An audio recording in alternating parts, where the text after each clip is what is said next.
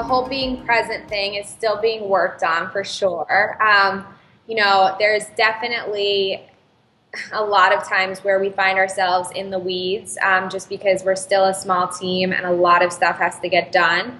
So, I mean, personally, I like to block some time in the mornings. That's when I feel like I'm kind of sharpest to think about like long term, what are some goals that we're marching towards, what kind of strategic opportunities might exist. Honestly, those thoughts happen most often in the shower, on a long run. You find those moments where you can kind of clear your head and just think about, okay, this is where we're at, this is where we need to go, and kind of start to strategize more high level versus letting kind of the day-to-day work take over.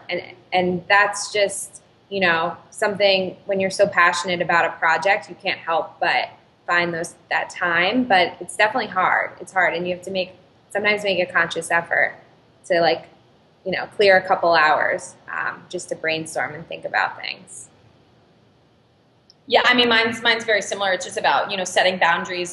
Definitely working out. I love going to SoulCycle and just having that sort of like free time where you can clear your mind. I mean, SoulCycle is like very much about, no cell phones in the room. You're not allowed to think about anything else. And while I am, thinking about the workout, I'm also having my brain turn about other things that are a little more strategic in nature. And then I think at the end of the day, I do really try to set boundaries as to when I'm like, stop looking at my phone. I'm still definitely thinking about work and other things. And maybe I'm having like a little to-do list by my bedside table where I think of things that maybe I wouldn't have otherwise.